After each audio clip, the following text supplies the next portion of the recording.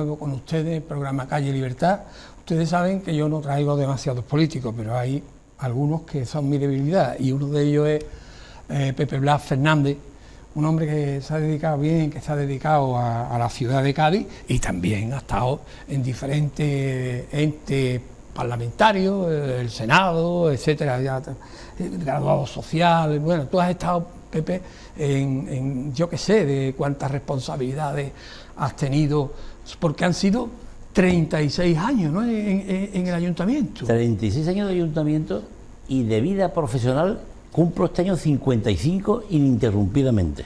Y sigo en activo en mi despacho profesional y en mis cargos profesionales y de colegio, como lógicamente soy presidente del Colegio de Graduados Sociales de Cádiz, provincia y Ceuta, y presidente del Consejo Andaluz, de toda Andalucía entero, y después soy presidente de honor porque fui presidente del Consejo General, o sea que tengo un elenco de... Tú has pagado la seguridad social un montón de... Un montón, y sigo pagando, además. Sigues pagando, sigo claro, pagando, si sigo pagando. sigues en activo. Sigo en autónomo, En autónomo. Pepe Blas, tú has estado, por ejemplo, el ayuntamiento, se decía de Fraga que le cabía al Estado. Yo digo de ti que seguro que te tiene que caber el ayuntamiento entero en tu cerebro, porque has conocido un montón de departamentos, ¿no? Y lo tienes ahí en la cabeza.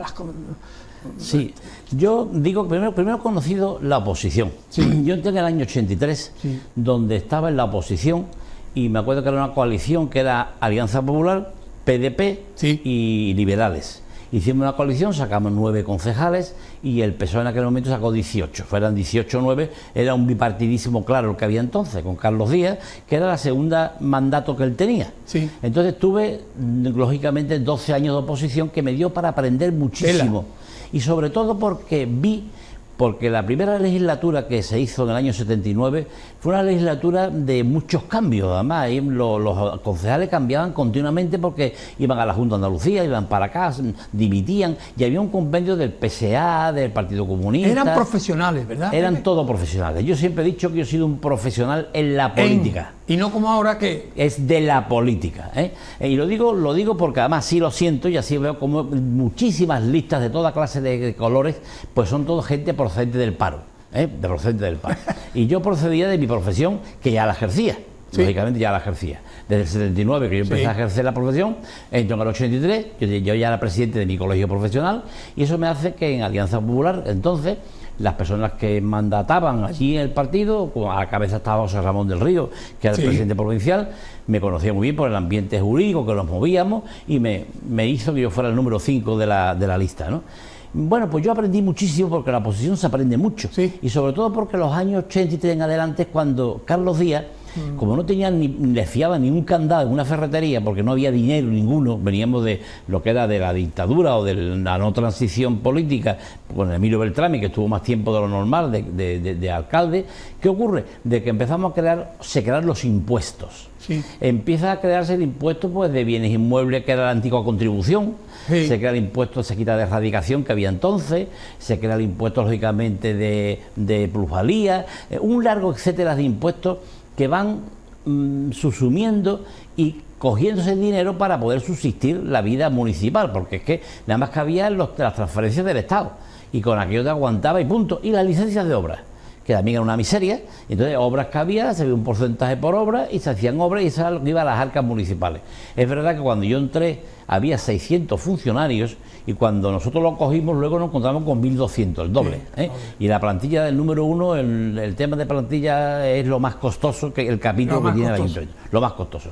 Entonces todo eso fui aprendiendo, claro, y claro, me tocó bailar con la más fea, nunca mejor dicho. Era Hacienda, ¿no? En Hacienda, sobre todo. Hacienda, y personal también, ¿no, Pepe? Personal. Yo llevé a Hacienda 20 años, sí, después tuve Patrimonio, que sí, también era muy complejo, porque eran los contratos de, sí, todo tipo que se hacían en el ayuntamiento, que eran muy visados por los técnicos muy buena gente excelente.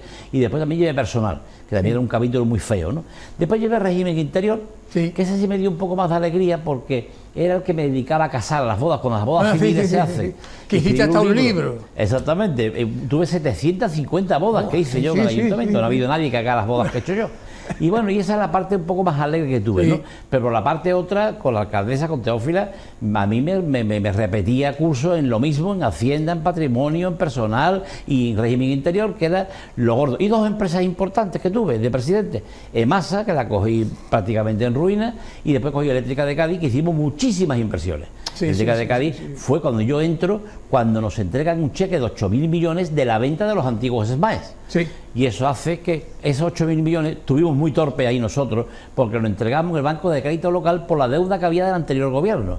Y sin embargo, le perdonó el gobierno socialista a todos los ayuntamientos las deudas que teníamos. Sí. Y con 8.000 millones hubiésemos hecho muchísimas cosas más de las que hemos hecho, ¿no? Que nadie se acuerda de aquello. Nadie se acuerda. Nadie de se aquello. acuerda. José Blas, yo Sí. considero que hay dos generaciones de políticos que han soñado para Cádiz cosas grandes. Una es, esto es políticamente incorrecto, pero estoy hablando de gestión política, los Carranza, la época de Carranza, del puente, de todo lo que se hizo, y la otra es la vuestra, con Teófila, contigo, todo ese gobierno con todas las obras que ahí están. No voy a repetir lo que habéis dicho. Exactamente. Hombre, a mí Carlos Díaz, la verdad, también me ha caído bien y me ha parecido un hombre muy correcto, serio, sí. muy serio y oye, ¿y por qué no? Buen gestor, pero soñar a lo grande, vuestras dos generaciones. ¿Tú estás de acuerdo con eso? Sí, mira, yo creo que la generación de Carranza, aunque era un alcalde impuesto por el sistema en aquel momento, Sí. pero un hombre con credibilidad, donde llegaba a Madrid, tocaba la puerta y le hacían las cosas, porque además el puente lo consigue porque era él, si no, no se hubiese hecho nunca el puente José León de Carranza, ¿no? Pero fue un alcalde que por su situación, su mediación en el gobierno central de entonces, pues se hacían las cosas para Cádiz. Después un hombre con buen criterio, la cabeza bien amueblada, y creo que fue un alcalde que tuvo la ciudad en su momento bueno.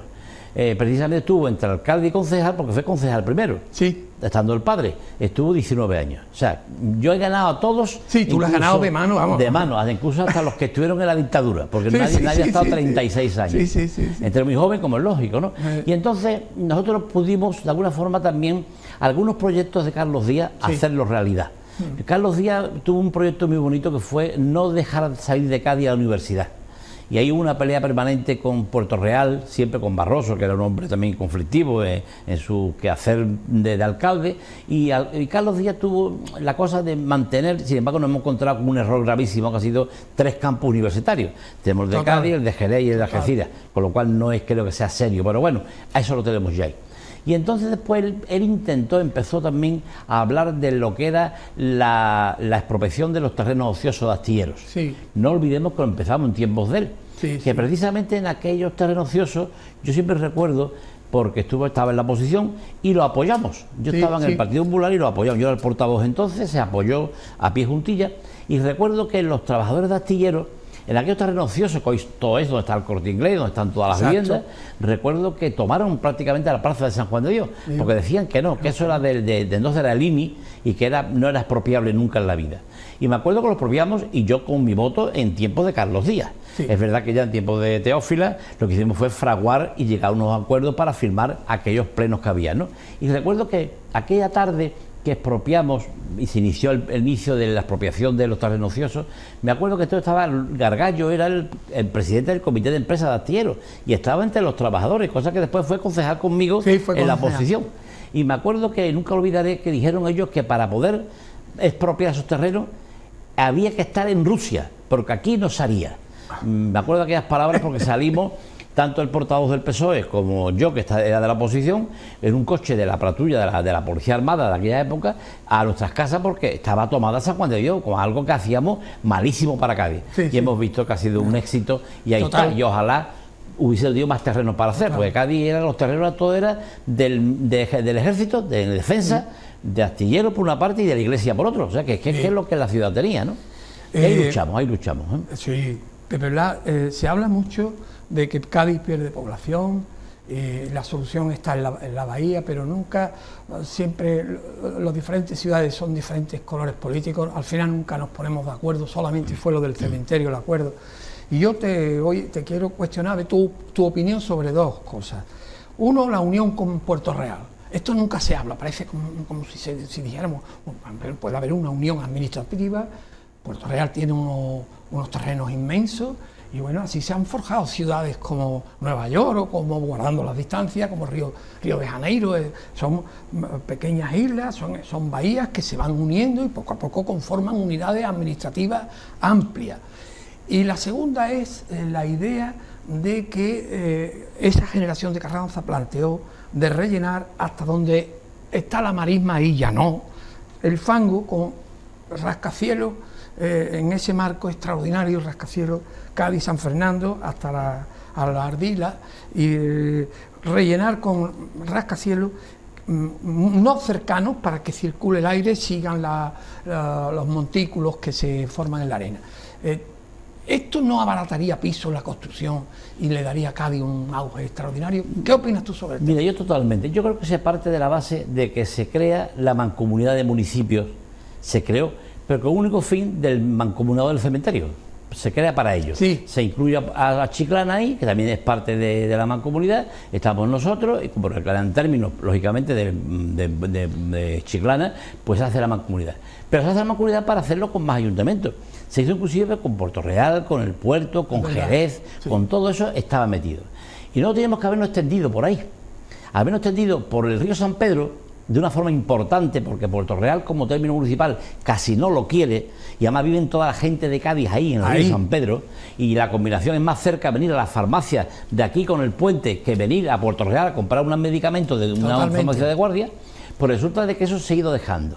Se ha ido dejando, después hicimos una especie de mancomunidad con el agua fecales, que lógicamente hay una depuradora en el Río Arillo, cerca del Río Arillo, con San Fernando, que está ahí también, nada más que para los dos ayuntamientos, y hemos ido un poco olvidándonos de hacer bahía.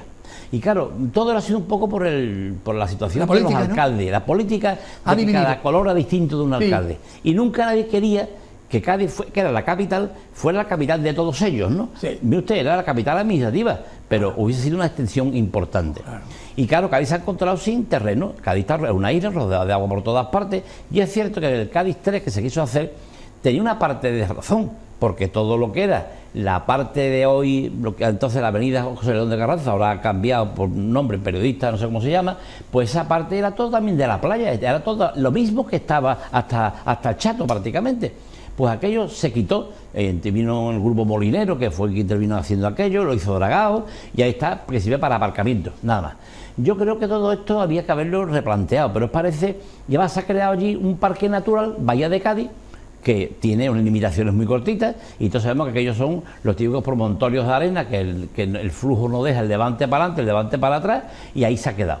Y yo creo que fue un error, ¿no? Pero nadie le quiere meter mano a eso, ¿no? Porque el ecologismo, exacto, los que piensan en que es atentado contra el medio ambiente, todo eso ha hecho de que nos quedemos con el mancomunado nada más y con una situación de una perrera que hubo en Puerto Real para meter a los perros, para que todos tuviésemos una perrera en un distrito determinado y lo sacáramos de la ciudad. Eso es la mancomunidad del municipio. Exacto. Y creo que eso, si no se mira a la bahía, no se mira a ningún sitio. Efectivamente, efectivamente. José Blas, espérate que tenía yo aquí 2 o 3 preguntillas también que quería yo hacerte. El tema del estadio, el nombre del estadio. A ver qué opinas tú. Esto me imagino que Bruno estará dándole vueltas. ¿Cómo lo ves tú? El tema del nombre. El nombre está mal clasificado para mucha gente, porque el estadio, lo que le cambia el nombre Kitchi es nada más que al campo de fútbol y a las gradas, que es lo único propiedad del ayuntamiento, porque el hotel que estaba allí en la parte de tribuna se ha vendido. El conjunto de propietarios que tiene el inmueble del estadio es el conjunto Ramón de Carranza, y es el nombre que tiene. Y para poder cambiar el nombre es como una comunidad de propietarios. Si yo quiero en mi comunidad cambiar el nombre a la comunidad que se llame Pepita Pérez, tengo que hacer una reunión de todos los mancomunados. Entonces todo aquello es terreno de propietarios particulares, clínica, un supermercado, la zona franca, y ahí nadie ha intentado tocar. O sea, que se llama, lo que se llama es el inmueble o el estadio Ramón de Carranza. Lo que pasa es que luego le han puesto el nuevo Mirandilla a lo que es el césped, el campo y las gradas, que eso sí dice el ayuntamiento. Pero el nombre sigue siendo el mismo. De todas formas, eso es una confusión absurda, porque se puede llamar Carranza perfectamente, que es el nombre que se le conoce. Sí. Pero por lo visto aquí, como aquí todo es que huele a mal, como la Plaza Ingeniero La Cierva. se le cambia, con muchísimo respeto para mí, a la persona que murió quemada por su marido, pero mire usted, Ignacio Ciudadela fue un señor que inventó algo, fue un ingeniero que está en muchos sitios. Claro, el nombre de él, pero hemos visto como llevó una vez en el helicóptero o bien en el autogiro, que fue el que inventó como ingeniero, y llevó algo que en realidad con el régimen anterior ya le quitamos el nombre. Esto es muy propio de esta ciudad, que es la ciudad, como decía Pepán, de los grandes entierros. Se acuerdan de uno cuando uno ha muerto, cuando vive nadie se acuerda de nadie. Bueno, y de una ley de memoria que está realmente manipulada y hecha para sacarle rédito político, parece. Porque claro, ahí barbaridades cometieron de todas las partes. De todas y partes. He visto en Sevilla una placa a José Díaz del Partido Comunista que tenía hilo directo con Stalin. Y este señor no está sometido a la memoria histórica, porque claro, los comunistas... En fin, esto es una cosa que duele mucho hablarlo, porque parece que es que otra vez queremos volver. Pero claro, si te sacan una ley de memoria en donde solo están los que se consideran que intervinieron en la guerra civil, pero la guerra civil fue provocada por... Entre hermanos, un enfrentamiento, lo que es una guerra civil, más triste que una guerra civil no puede haberla. Y una guerra civil entre hermanos, ¿no? Donde matan al presidente de la... Y hubo verdugo y víctimas en las dos partes, ¿no? En las dos partes. Además, sobre todo, yo creo que... Yo no viví la guerra, afortunadamente, me nací después, pero lo que sí es verdad es que una guerra entre hermanos, como es una guerra civil, hubo de todo. Y al haber de todo, ellos dicen ahora que es que se ha resarcido ya a los que subsistieron del bando franquista. Mire usted, subsistieron o lo mataron. Muchos religiosos que no eran franquistas ni nada, eran religiosos y están enterrados por las cunetas. Pero aquí parece que nos vamos a acordar más que de los que les interesa a algunos, ¿no? Exactamente. Y entonces eso es el problema que es... Para desacreditar a la derecha actual. Efectivamente. Es para decir, ustedes os calláis porque venís de lo que venís. Bueno, ¿y ustedes dónde venís? Sí, somos siempre herederos del franquismo y herederos del fascismo, ¿no? Pero bueno, Prieto, el socialista, pues fue el que trajo las armas de la Revolución de Asturias, ¿no? Compró las armas. ¿Y quién se llevó el oro de España? ¿Y cómo vivió el gobierno de la República en México? Y Largo Caballero. Ahí tiene una estatua delante del Ministerio de Trabajo y se ha puesto ahí, nadie la ha tocado. Se la han puesto posteriormente. Pues hemos dicho, este señor, que era quien era, vamos a quitarlo de ahí, ¿no? Pues está, nadie pero que quería, y lo dijo mil veces ahí a la guerra civil, porque la República era una democracia burguesa y lo que querían era el socialismo revolucionario. Este es uno de los que enciende la guerra. Bueno, esto es como la situación que hay con los latinoamericanos, Hispanoamérica, cuando se habla de ellos, se habla de la parte mala que España tuvo, no de los imperios que tuvo España, ¿lo ven? Y lo que fue. Se habla entonces ahora muy mal de lo que fue los españoles en Hispanoamérica. Pues igual ocurre aquí, solamente hay gente que hubo mala y gente que hubo buena, pero usted hay gente que no se metieron en nada. Pero ha ganado la propaganda de los vencidos. Efectivamente. Porque es propaganda. Para sacar rédito político actual. Desacreditar a la derecha, etcétera, etcétera. Y poca formación, porque mucha gente joven no tiene ni idea de lo que es eso. No tiene ni idea. Ni saben lo que fueron las elecciones de febrero del 36, que fueron un gran fraude electoral violento. Ni saben lo que es destituir a Azaña, ni saben el golpe de Azaña. Nada. Y mataron al jefe de la oposición, a Calvo Sotelo, ¿no? Llegó la policía de la Guardia de Asalto y le pegó 2 tiros. Con la protección de Prieto, que era la guardia motorizada, y Prieto les dice que se escondan. Entonces, oiga, ¿quién provoca la guerra civil? Todo eso no sirve y vale nada más que lo que me ha pasado a mí, ¿no? Exactamente. Y muchos inventos que hay de familia, de gente que quise que Franco le pegó, que el alcalde le mató, bien, hubo todo y de todo oído y muy mal, pero de todo, fue una guerra civil. Y la guerra civil es que no se vuelvan a repetir. Guernica. Hay que tener pendiente. Guernica, no, es que ahí dicen 50.000 muertos, 80.000, lo que tú quieras, 100.000. Y ahora estudia Stanley Payne, lo estudian Miguel Platón, son 100 muertos, ¿no? Lo mismo que de Cabra, que fue prácticamente 2 bombardeos casi iguales. Y en Cabra mueren 110 y son mujeres y niños y son los rusos los que lo hacen. O vete a Paracuello de Jarama, ¿no? O Paracuellos. ¿no? Bueno, entonces, y mira, sin embargo, volvió del exilio, se le dio un sitio como diputado y estuvo sentado en el Parlamento, ¿no? Y Madrid en la retaguardia, que fue el mayor genocidio de toda la guerra. Bueno, aquí podíamos... En fin, muchas cosas. Pero es todo mentira, porque sobre la guerra de la República y la guerra civil nada más que hay mentiras. Bueno, vamos a ver, Pepe. Se habla ahora del fango porque el presidente ha dicho que hay que hablar del fango. Entonces yo, cuando hablo del fango, digo, fango el que le hicieron a Pepe Blas con el tema del bono eléctrico, que ganaste tú en los tribunales, y bueno, y ahí quedó, el fango te lo extendieron, bueno, pues pero ahí nadie fue acoso, scratcher, me hicieron de todo, porque querían poner un bono eléctrico de una señora que estaba en el Consejo de Administración de Eléctrica de Cádiz, donde quería que Eléctrica de Cádiz como yo era presidente de la Fundación Eléctrica de Cádiz, una fundación social para darle necesidades a mucha gente y además crear en un ambiente en la universidad de los mejores premios universitarios, los premios finales de carrera, se hizo para ello. Yo era el presidente de la fundación y sigo siéndolo precisamente, fíjate. Pero pasa que no hay un duro para ello. Bueno, pues resulta que querían que yo le diera 3,5 millones de euros a una pequeña asociación extraña de una señora para enseñar a planchar y coser de noche y lavar a qué hora hay que lavar. Con todo aquello, cuando yo me di cuenta de aquello que era un fraude, era sacar dinero de Eléctrica de Cádiz, dárselo a la fundación y la fundación se lo daba a ella para que ella dispusiese. Eran 600.000 euros al año, se convertían en 3 millones y pico. Si yo llego a firmar aquello... ¿Tú cómo ibas a firmar eso, Pepe? Nada, no pude firmarlo. Bueno, me dijeron escrache, manifestaciones, de todo me hicieron. Pepe Blas, Pepe Blas, firma ya, me decían. Tengo la fotografía de todos colores. Que pregunto a muchos de los que iban a las manifestaciones, tú aquellos hombres me dijeron que fuera, que tal y cual. Bueno, pues me lo encontré. Y todavía no tengo que me hayan pedido perdón. No. Y además estoy pendiente también que mi partido, que gobierna ahora, exija que pidan perdón y disculpas, porque yo, aparte de ganarlo, me dijo lo que era la Dirección de Tributo de Hacienda, que aquello era un fraude, era fraudulento lo que querían hacer.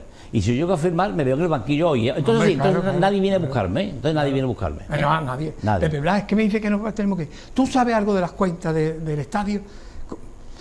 Mira, las cuentas del estadio fueron unos préstamos que se pidieron para hacer como todo. Es que cuando la gente habla de deudas, no saben que cuando yo tengo una deuda en mi casa, porque tengo una hipoteca, porque el banco me la ha dado en la garantía de la hipoteca y la garantía de la persona que lo da. Y cuando nosotros dejamos dinero por deber, no olvidemos que en el 2008, el señor Zapatero, que era presidente del gobierno, nos negó 42 millones de euros al ayuntamiento.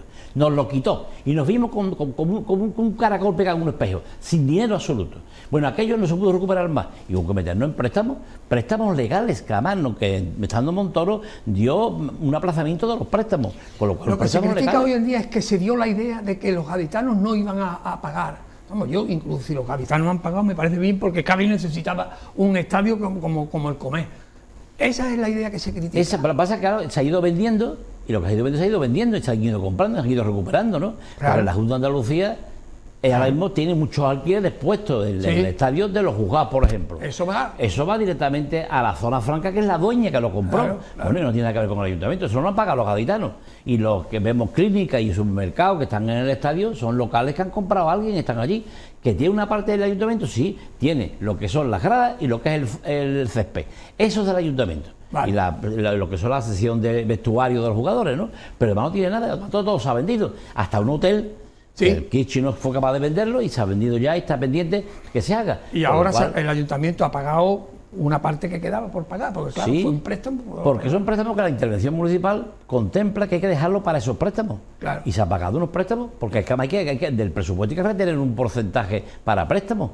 Ojalá tuviésemos nosotros un IBI que fuera como una ciudad que va creciendo por día. Aquí no crece nuestro campo de inmuebles, no crece, no podemos más. Y hay que buscar sitio. ¿Qué hacemos? Tirar una casa y hacer otra. Una casa y otra, es lo que estamos haciendo. Nada más, no podemos hacer más nada. José Blas, un placer siempre, un placer charlar contigo y ya nos volveremos a ver, porque es que vas así, ¿vale? Pues muy bien, aquí está dispuesto cuando me llamen para que yo pueda explicar lo que sé y lo que la experiencia me ha dado de los años, ¿no? Que es importante.